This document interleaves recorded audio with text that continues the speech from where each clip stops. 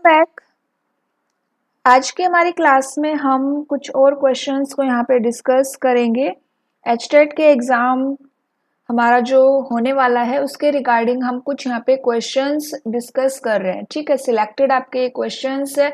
Overall जो आपका syllabus है उसमें से मैं रैंडमली यहाँ पे कुछ क्वेश्चंस आपके सामने लेके आ रही हूँ। लास्ट क्लास में भी हमने कुछ क्वेश्चंस डिस्कस किए थे, तो आज हम कुछ और यहाँ पे न्यू क्वेश्चंस को देखेंगे। आप भी अपनी प्रैक्टिस यहाँ पे देख एक तरह से अंदाजा लगा सकते हैं कि कितने आप क्वेश्चंस यहाँ पे सॉल्व कर पा रहे हो एंड उस पर्टिकुलर टॉपिक के रिगार्डिंग आप कोई भी क्वेश्चन सॉल्व कर पा रहे हो या नहीं। अगर आपको किसी भी टॉपिक में कोई भी डाउट आता है तो आप उस टॉपिक का अपना कॉन्सेप्ट क्या करिए, सबसे पहले क्लियर करिए। ठीक है, तो चलिए स्टार्ट करते हैं। फर्स्ट जो हमारा क्वेश्चन है वो है आपका, the speed of a processor is measured in hearts, bytes, gigabytes या पिक्सल। तो प्रोसेसर की स्पीड किस में मेजर की जाती है? ये हार्ट्स में मेजर की जाती है, तो ऑप्शन ए हमारा करेक्ट है। एंड लास्ट मैंने आपको क्लास में एक न्यूमेरिकल भी आपको करवाया था जिसमें कि आपको फ्रीक्वेंसी गिवन है and time period find out करना है। तो ये काफ़ी सिंपल सा क्वेश्चन है, लेकिन ये जनरली केवीएस में भी पूछ लिया जाता है, यूजीसी नेट के एग्जाम में तो पूछा ही जाता है। तो ये काफ़ी इंपॉर्टेंट क्वेश्चन है जो मैंने आपको करवाया था एंड फॉर्मूला क्या होता है वो भी हमने वहाँ पे देखा था। तो एक बार देख लीजिएगा अगर आपको इस टाइप के क्वेश्चन सॉल्व करने नहीं आते। ठीक है, तो ये आपकी क्या रहेगी? हार्ट्स रहेगी। सेकेंड क्वेश्चन देखो हमारा, which data structure is used for implementing recursion. Recursion implement करने के लिए कौन सा डेटा स्ट्रक्चर यूज किया जाता है? इस टाइप के क्वेश्चन मैं आपको लास्ट क्लास में मैंने आपको दिए थे, जनरली मैं देती हूँ क्योंकि ये जो इस टाइप के क्वेश्चन है ना ये हर एग्जाम में पूछ लिए जाते हैं। बीपीएससी के एग्जाम में, केवीएस हो या फिर आपका एचटेट हो, हर एग्जाम में इस टाइप के क्वेश्चन पूछे जाते हैं कि स्टैक एंड क्यू का कहाँ पे यूज होता है, तो उनकी एप्लीकेशन काफी इंपॉर्टेंट रहेंगी। तो क्यू, स्टैक, लिंक लिस्ट या ट्री। तो रिकर्शन आपका यूज होता है स्टैक में। क्यू आपकी फर्स्ट इन फर्स्ट आउट होती है, स्टैक आपका लास्ट इन फर्स्ट आउट होता है। एंड क्यू एंड स्टैक दोनों को ही हम अरे एंड लिंक लिस्ट की हेल्प से इंप्लीमेंट कर सकते हैं। फिर क्यू की काफी टाइप्स होती है, circular queue, double Q.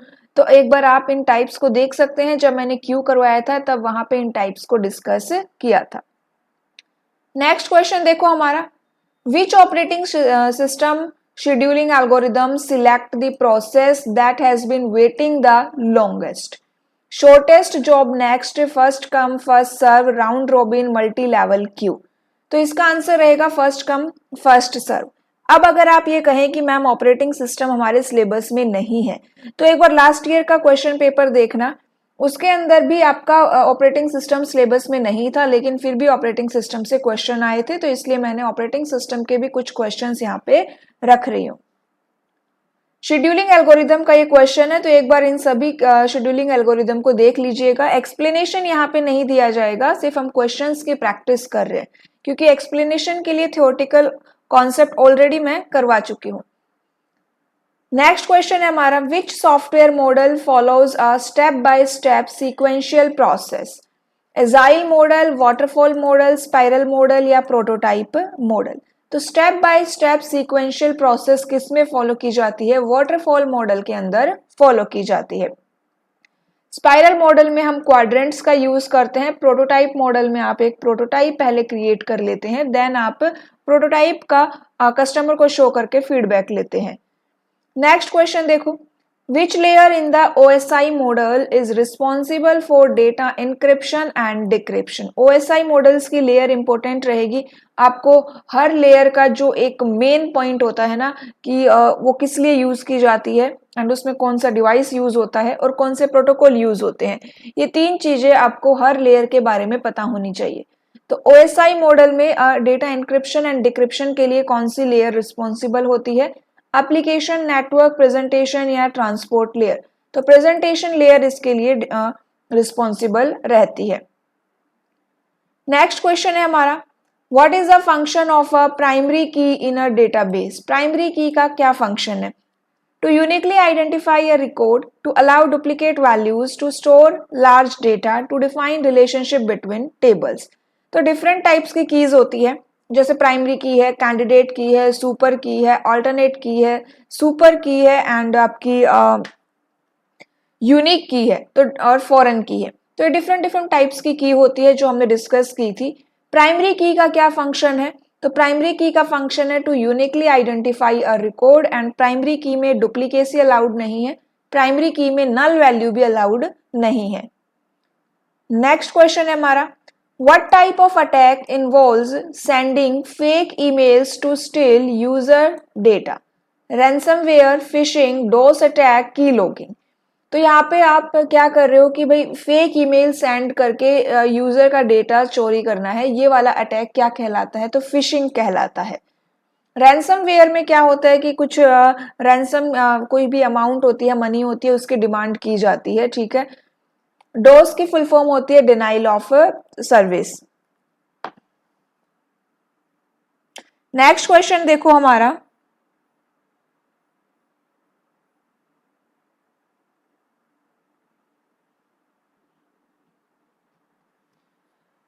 which of the following is a server side scripting language? HTML, CSS, JavaScript या PHP?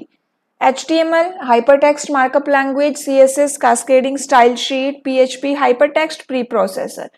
तो सर्वर साइड स्क्रिप्टिंग लैंग्वेज कौन सी है? PHP आपकी सर्वर साइड स्क्रिप्टिंग लैंग्वेज है। एंड अगर PHP का आप इंट्रोडक्शन लेना चाहो तो PHP के इंट्रोडक्टरी क्लासेस भी अवेलेबल है। नेक्स्ट क्वेश्चन है हमारा, What is supervised learning in machine learning? Learning from labeled data, learning from unlabeled data, learning without any data, learning based on rewards and penalties। तो यहाँ पे machine learning में हम 3 types की learning करते हैं जो मैंने आपको करवाई है, supervised learning, unsupervised learning and reinforcement learning. तो सुपरवाइज्ड लर्निंग में हम क्या करते हैं? लर्निंग फ्रॉम लेबल्ड डेटा, तो ये आपकी सुपरवाइज्ड लर्निंग रहेगी। अनसुपरवाइज्ड लर्निंग में हम कोई भी ऐसा लेबल प्रोवाइड नहीं करवाते, एंड रेनफोर्समेंट लर्निंग में आप रिवॉर्ड्स एंड पेनल्टीज का यूज करते हैं। नेक्स्ट क्वेश्चन है, Which of the following is a real-time operating system? Windows 10, Linux, VX Works, Macintosh operating system. तो डिफरेंट डिफरेंट टाइप्स के ऑपरेटिंग सिस्टम होते हैं जो हमने किए हैं। मल्टीटास्किंग है आपका, मल्टी प्रोसेसिंग होता है, डिस्ट्रीब्यूटेड है, नेटवर्क है, रियल टाइम है। देन यहाँ पे रियल टाइम का एक एग्जांपल क्या है? VX वर्क्स, ये आपका रियल टाइम ऑपरेटिंग सिस्टम का एग्जांपल रहेगा। लिनक्स आपका ओपन सोर्स सॉफ्टवेयर है। नेक्स्ट क्वेश्चन है, which SQL command is use to remove a table from a database? Delete, drop, truncate या रिमूव। तो डेटाबेस से टेबल को रिमूव करने के लिए कौन सी कमांड यूज करते हैं? टेबल रिमूव करनी है तो इसके लिए हम ड्रॉप कमांड का यूज करेंगे, drop table, table name. And आप डेटाबेस को रिमूव करना चाहो तो भी आप यहाँ पे ड्रॉप कमांड का यूज कर सकते हो। एंड यहाँ पे जो 3 और ऑप्शन हमारे पास, डिलीट, ट्रंकेट एंड रिमूव, ये क्या होते हैं? तो यहाँ पे डिफरेंस देखो, जो डिलीट कमांड होती है वो क्या करती है? डिलीट रिमूव्स अ स्पेसिफिक रोज। क्या करेगी डिलीट? अब एक स्पेसिफिक रो को डिलीट करती है, एंड इसमें हम एक कंडीशन देते हैं, उस कंडीशन के बेसिस पे यहाँ पे कोई भी एक स्पेसिफिक रो को हम डिलीट करते हैं। यहाँ पे रो को डिलीट किया जा रहा है लेकिन टेबल डिलीट नहीं हो रही है, टेबल वहीं की वहीं रहेगी, टेबल स्ट्रक्चर आपका वहीं रहेगा। तो हम क्या कर रहे हैं? रोज को यहाँ पे डिलीट कर रहे हैं। एंड आप इसको रोल बैक भी कर सकते हैं, मीन्स कि आप इसको अंडू भी कर सकते हैं। फिर आती है आपकी ट्रंकेट। ट्रंकेट कमांड क्या करती है? Truncate command removes all the table from a table, removes all the rows from a table. Truncate command सभी रोज को क्या कर देगी? डिलीट कर देगी। एंड इसमें भी आपका डेटा ही डिलीट हुआ है, टेबल का स्ट्रक्चर वहीं रहता है, टेबल का स्ट्रक्चर डिलीट नहीं होता। ट्रंकेट कमांड को आप क्या नहीं कर सकते? रोल बैक नहीं कर सकते, मीन्स की अंडू नहीं कर सकते। डिलीट में हम क्या कर सकते हैं? उसे रोल बैक कर सकते हैं। उसके बाद आती है आपकी ड्रॉप कमांड। ड्रॉप कमांड क्या है? इसमें आप परमानेंटली एक टेबल को डिलीट करते हैं या फिर किसी डेटाबेस ऑब्जेक्ट को डिलीट करते हैं। एंड इसे भी आप क्या नहीं कर सकते? रिकवर नहीं कर सकते, can't be recovered without a backup. अगर आपके पास बैकअप नहीं है तो आप इसको रिकवर नहीं कर सकते। एंड इस ड्रॉप कमांड से क्या होगा? आपका डेटा भी डिलीट हो जाएगा, टेबल स्ट्रक्चर भी डिलीट हो जाएगा, और कोई एसोसिएटेड ऑब्जेक्ट है तो वो भी यहाँ पे डिलीट हो जाता है। तो समझ में आया डिलीट, ड्रॉप एंड ट्रंकेट क्या होते हैं। तो डिलीट में आप किसी भी एक कंडीशन के बेसिस पे क्या करते हो, कोई स्पेसिफिक रो को डिलीट करते हो एंड इसे आप रोल बैक कर सकते हो। ट्रंकेट में हम सभी रोज को डिलीट कर देते हैं एंड आप इसे रोल बैक नहीं कर सकते। डिलीट एंड ट्रंकेट में दोनों में ही टेबल का स्ट्रक्चर वही रहता है, केवल डेटा डिलीट हो रहा है। ड्रॉप के अंदर आपकी टेबल, आपका डेटाबेस, आपका डेटा कंप्लीटली परमानेंटली डिलीट हो जाता है एंड अगर आपके पास बैकअप नहीं है तो आप इसे रिकवर नहीं कर सकते और क्या नहीं कर सकते, और इसके अंदर जो टेबल का स्ट्रक्चर है वो भी आपका डिलीट हो जाता है। ठीक है, तो ये इंपॉर्टेंट है, एग्जाम में पूछ लिया जाता है।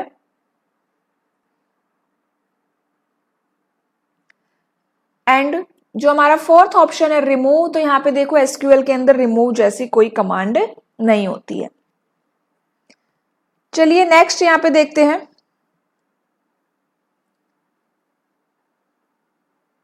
Which of the following is not a type of malware? Malware malicious software होते हैं, virus, Trojan horse, firewall, spyware. तो यहाँ पे फायरवॉल क्या नहीं है, कोई भी malware नहीं है। Virus, Trojan horse, spyware malware की कैटेगरी में आते हैं। नेक्स्ट क्वेश्चन है हमारा, Which program paradigm does Python follow? Procedural, object oriented, functional या all of the above? तो Python ये सभी पैराडिगम फॉलो करता है, ऑल ऑफ द अबव हमारा आंसर रहेगा। नेक्स्ट क्वेश्चन है, what is the default HTTP request method? Get, post, put या डिलीट? तो ये पुट एंड डिलीट तो है ही नहीं ऑप्शन में हमारे।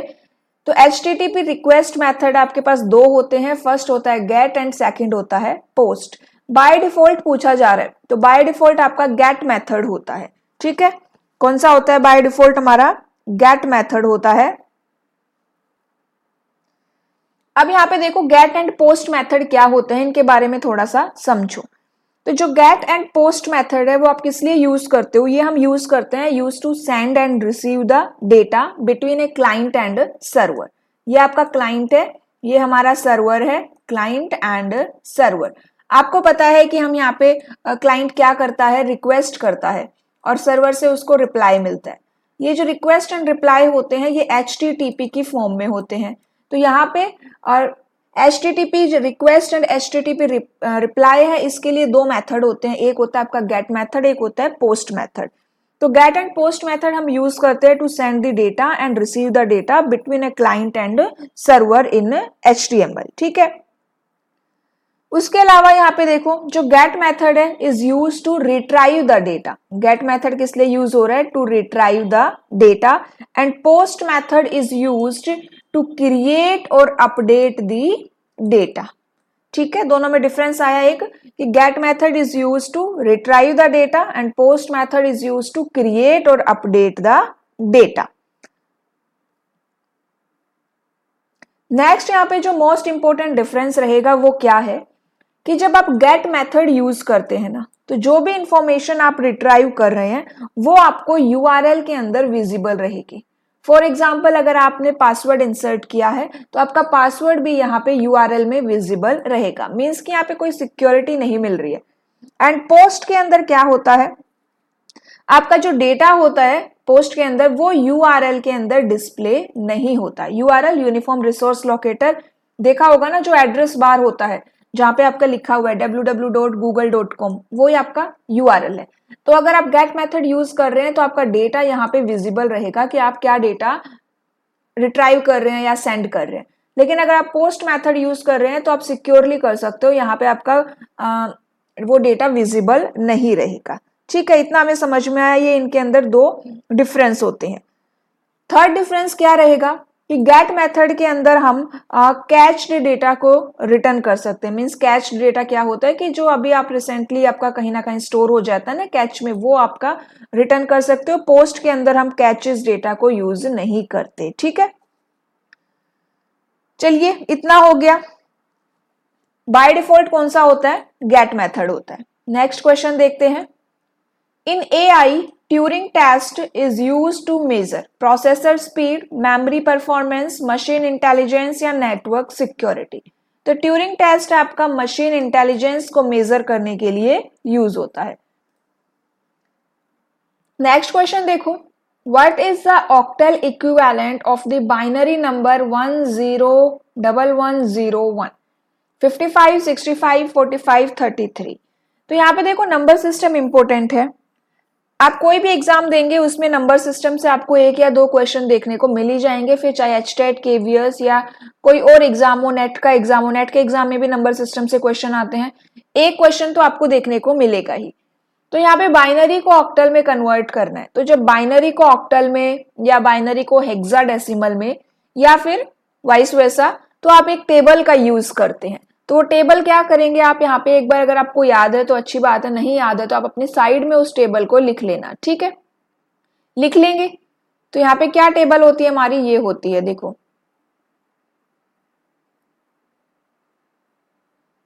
ये आपकी मैं किसके लिए बना रही हूँ, ऑक्टल के लिए बना रही हूँ। 0 1 2 3 4 5 6 7 ऑक्टल के लिए। अब जब आप ऑक्टल की बात करते हैं तो आपको 3 का पेयर बनाना है, राइट से स्टार्ट करना है, राइट टू लेफ्ट। अगर डेसिमल नहीं गिवन तो आपको राइट से स्टार्ट करना है, अगर यहाँ डेसिमल होता तो आप लेफ्ट टू राइट पेयर बनाते। अब डेसिमल नहीं है तो आप राइट टू लेफ्ट यहाँ पे बना रहे हैं, ठीक है। डेसिमल के बाद का क्या होता है, फॉर एग्जाम्पल 0.101 होता तो आप लेफ्ट टू राइट पेयर बनाते, अभी आपको राइट टू लेफ्ट बनाना है। 10 फर्स्ट पेयर क्या है आपका, 101। 101 के लिए कितनी वैल्यू है, 5, तो यहाँ पे हम 5 लिख देंगे। नेक्स्ट भी 101 है तो कितनी हो गई, 5, तो आंसर क्या हो गया, 55। तो इस तरह से हम इन क्वेश्चंस को सॉल्व करेंगे, ठीक है। नंबर सिस्टम की क्लासेस अवेलेबल आप देख सकते हैं। नेक्स्ट क्वेश्चन देखो, what is the worst case time complexity of searching an element in an unsorted अरे। O1 O log n O n O n log n unsorted अरे की बात हो रही है। तो वर्स्ट केस क्या है, वर्स्ट केस यही है कि जो आपका एलिमेंट आप सर्च कर रहे हो वो एकदम लास्ट एलिमेंट है, तो O n इसकी वर्स्ट केस टाइम कॉम्प्लेक्सिटी रहेगी। नेक्स्ट क्वेश्चन है, what is the primary purpose of a paging system in an operating system. Operating system में हम पेजिंग सेगमेंटेशन का यूज करते हैं। पेजिंग में आप क्या करते हो, अपने जो मेमोरी है उसको पेजेस में डिवाइड करते हो। तो यहाँ पे to increase CPU speed, to manage memory efficiently, to manage peripheral devices, to schedule task. Paging का हम यूज करते हैं to manage memory efficiently. Next question, most important question. In the OSI model, the transport layer is responsible for data encryption, routing and forwarding, error detection and correction, end-to-end communication. Transport layer use होती है आपकी and to and communication के लिए। Next question है, which SQL statement is used to modify existing data in a database table? Update, alter, modify या change. तो जो existing data होता है ना, यहाँ मॉडिफाई एंड चेंज आपके ऑप्शन में नहीं रखना है, अपडेट एंड ऑल्टर में से आप सिलेक्ट करेंगे। काफी बार ये क्वेश्चन आता है एग्जाम में। तो यहाँ पे आपको एग्जिस्टिंग डेटा को मॉडिफाई करना है, तो इसके लिए हम यूज करते हैं अपडेट को, ठीक है। अपडेट कमांड यहाँ पे यूज होती है। अब यहाँ पे देखो अपडेट एंड ऑल्टर के अंदर क्या डिफरेंस है। तो यहाँ पे जो ऑल्टर है हमारी वो आपकी एक डीडीएल कमांड है। सबसे पहली बात तो ये कि ऑल्टर आपकी एक डीडीएल कमांड है, डेटा डेफिनेशन लैंग्वेज, ठीक है। एंड ये जो कमांड है ये किस पे काम करती है, तो ये आपकी काम करती है स्ट्रक्चर लेवल पे। Alter command operates on the structure level and is used to add, remove and change the details of the table. ध्यान रखना किसकी आप कर रहे हो यहाँ पे चेंज, टेबल की डिटेल को चेंज कर रहे हो। ऑल्टर कमांड किस लिए यूज करते हैं हम, टेबल की डिटेल्स को चेंज करने के लिए। एंड जो अपडेट कमांड है ये हमारी डीएमएल कमांड है, डेटा मैनिपुलेशन लैंग्वेज। एंड ये जो कमांड है ये काम करती है डेटा लेवल पे। ऑल्टर कमांड किस पे काम कर रही थी, स्ट्रक्चर लेवल पे। स्ट्रक्चर मींस कि भाई आप अपनी टेबल का ही डेटा चेंज कर रहे हो, टेबल की ही डिटेल्स को चेंज कर रहे हो, वो आपकी स्ट्रक्चर लेवल होगी। डेटा लेवल का मतलब क्या हुआ कि आप अपनी जो आपका डेटा है ना, एग्जिस्टिंग जो डेटा है आप उसको चेंज कर रहे हो, उसको अपडेट कर रहे हो। तो update the details of a table. दोनों में डिफरेंस समझ में आ गया ना? दोनों में डिफरेंस क्या है? ऑल्टर कमांड एक डीडीएल कमांड है, अपडेट कमांड एक डीएमएल कमांड है।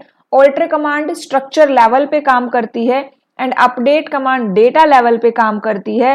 एंड ऑल्टर कमांड में आप क्या करोगे कि आपको अपनी टेबल्स की डिटेल को आप क्या करना चाह रहे हो, डिटेल्स ऑफ टेबल मींस कि आप उनको ऐड करना चाह रहे हो, कोई और न्यू डिटेल अपनी टेबल में ऐड करना चाह रहे हो, स्ट्रक्चर की बात हो रही है, या रिमूव करना चाह रहे हो या चेंज करना चाह रहे हो। एंड अपडेट में आप अपने डेटा को, एक्चुअली में जो डेटा है उसको आप यहाँ पे मॉडिफाई करते हो या अपडेट करते हो, ठीक है। तो अपडेट किस में करते हैं? अपडेट कमांड से करते हैं। ऑल्टर में आप सिंपली क्या कर रहे हो? आप ऑल्टर में simply add, remove and delete, ये तीन चीजें यहाँ पे है, add, remove and change. Add, remove and change ये यहाँ पे ऑल्टर में होता है, अपडेट में आप यहाँ पे मॉडिफाई कर रहे हो, ठीक है। चलिए नेक्स्ट यहाँ पे देखते हैं।